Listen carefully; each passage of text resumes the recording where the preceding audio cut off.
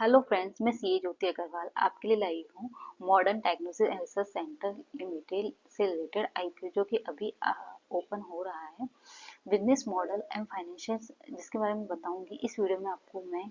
Modern diagnosis research centre के business model, financial simple language में, risk और positive point and retail investor के लिए आईपीओ करे या ना, आईपीओ मतलब अप्लाई करे या ना करे, ये पॉइंट्स मैं सारा इसके अंदर लेकर आऊंगी। तो फ्रेंड्स, वीडियो में एंड तक जरूर बने रहिए क्योंकि ऐसे में आईपीओ में रिस्क समझना बहुत जरूरी होता है। तो फ्रेंड्स, अपन आगे बढ़ते हैं कि बिजनेस मॉडल क्या है। मॉडर्न डायग्नोस्टिक्स एक हेल्थ केयर डायग्नोस्टिक्स कंपनी है। कंपनी का मेन काम है blood test, pathology test, health checkup packages. मतलब जब हम ब्लड टेस्ट या शुगर टेस्ट या थायराइड टेस्ट करवाते हैं वही इसका कोर बिजनेस है।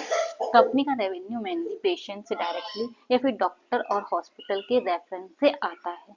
हेल्थ केयर डायग्नोसिस एक रेगुलर डिमांड बिजनेस है क्योंकि बीमारी कभी बंद नहीं होती। हेल्थ अवेयरनेस बढ़ रही है और प्रिवेंटिव हेल्थ चेकअप का ट्रेंड ग्रो हो रहा है। तो फ्रेंड्स, ये था मॉडर्न डायग्नोसिस का बिजनेस मॉडल्स। नेक्स्ट अपन देखते हैं कि फाइनेंशियल हाइलाइट्स क्या है। अब बात करते हैं फाइनेंशियल की। बिना हैवी अब बात करते हैं फाइनेंशियल की बिना हैवी टेक्निकल टर्म के। कंपनी का रेवेन्यू में पिछले कुछ सालों में ग्रेजुअल ग्रोथ दिख रही है, मतलब प्रॉफिट भी पॉजिटिव है, मतलब कंपनी लॉस मेकिंग नहीं है। लेकिन एक बात याद रखिए कि ये एसएमई कंपनी है तो स्केल छोटा है, रेवेन्यू बड़े डायग्नोसिस ब्रांड के कंपैरिजन में कम है। आईपीओ के पैसे mainly business expansion, working capital, general corporate purpose में यूज होंगे। इसका मतलब कंपनी अपना साइज बढ़ाने का प्लान कर रही है। तो मैं आपको डाटे वाइज फाइनेंशियल दिखा देती हूँ कि रेवेन्यू प्रॉफिट क्या रहा है, क्या ट्रेंड रहा है। फाइनेंशियल 23 में जहां रेवेन्यू 60.21 करोड़ था, वहीं प्रॉफिट 1.45 करोड़ का लॉस बता रही है। फाइनेंशियल 24 में जहाँ रेवेन्यू थोड़ा कम हुआ है, 56.28 करोड़ हो गए हैं और लॉस भी बढ़े हैं, -5.73 करोड़ के लॉस हुए हैं। फाइनेंशियल 25 में रेवेन्यू एकदम से बढ़ा है 67.13 और प्रॉफिट भी बढ़ा है 5.79 करोड़ का। तो एट प्रेजेंट कंपनी प्रॉफिट में है, लेकिन ये एक एसएमई है कंपनी है तो ये रिस्क भी है इस कंपनी के अंदर। पॉजिटिव पॉइंट क्या है। अब पॉजिटिव पॉइंट की बात करते हैं कि हेल्थ के sector long term demand sector होता है क्योंकि हेल्थ के लॉन्ग टर्म डिमांड है और लोग अवेयरनेस भी ज़्यादा बढ़ी है लोगों में हेल्थ के प्रति। डायग्नोस्टिक सर्विसेज में रिपीट कस्टमर आते हैं, यहाँ पर हेल्थ चेकअप के लिए रिपीट कस्टमर आते ही हैं। Company already operational and profit making है। ऐसे में आईपीओ होने के बाद अगर बिजनेस ग्रो करता है तो लॉन्ग टर्म में बेनिफिट मिल सकता है। ये आईपीओ उन इन्वेस्टर के लिए इंटरेस्टिंग हो सकता है जो छोटी कंपनी में अर्ली स्टेज पर एंट्री चाहते हैं और लिस्टिंग से ज़्यादा बिजनेस ग्रोथ पर फोकस कर रहे हैं। इन नक्शल में कह दो, जो लॉन्ग टर्म इन्वेस्टमेंट चाहते हैं, जो लिस्टिंग गेन के पीछे नहीं पड़े हैं, लॉन्ग टर्म इन्वेस्टमेंट कर कर कंपनी में रहकर प्रॉफिट कमाना चाहते हैं, अपना गेन चाहते हैं, उसके लिए ज़्यादा बेनिफिशियल है इन्वेस्टमेंट करना। नेक्स्ट है कि रिस्क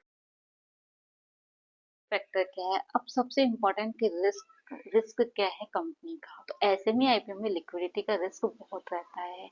लिस्टिंग के बाद शेयर बेचना इजी नहीं होता, मतलब लिस्टिंग हो जाए शेयर बेचना इतना इजी नहीं होता, कभी कभी शेयर नहीं भी बिकते हैं। जीएमपी अभी स्ट्रांग नहीं है, मतलब लिस्टिंग गेन के कंफर्मेशन कमाने के लिए अभी जीएमपी प्रीमियम नहीं बता रहा है तो लिस्टिंग गेन के चांसेस बहुत कम है।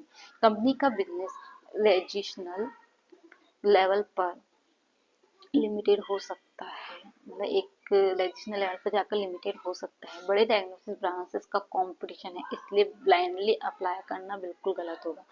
जो बड़े दूसरे डायग्नोसिस ब्रांड है उससे इसका कंपटीशन है तो अपन ब्लाइंडली आंखें बंद करके इस पे हम अप्लाई नहीं कर सकते या अपना पैसा नहीं लगा सकते हैं। तो पूरे रिस्क फैक्टर को जान के हमें अप्लाई करना चाहिए।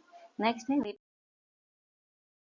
इन्वेस्टर के लिए मेरे क्या व्यू हैं, अप्लाई करें या नहीं। अब सबसे बड़ा सवाल है रिटेल इन्वेस्टर क्या करे। अगर आप लॉन्ग टर्म इन्वेस्टर हो और एसएमई आईपीओ का रिस्क समझते हो तो हेल्थ सेक्टर आपको पसंद है तो आप लिमिटेड अमाउंट से अप्लाई कर सकते हैं प्रॉपर स्टडी के बाद। अगर आप सिर्फ लिस्टिंग गेन के लिए अप्लाई करते हो तो रिस्क लेने की कैपेसिटी कम है, तो wait and watch better option हो सकता है। मतलब आपकी रिस्क कैपेसिटी कम है और आपके लिस्टिंग गेन के लिए कर रहे हो तो हमें आपको वेट करना चाहिए। मुझे नहीं लगता कि आपको अप्लाई करना चाहिए।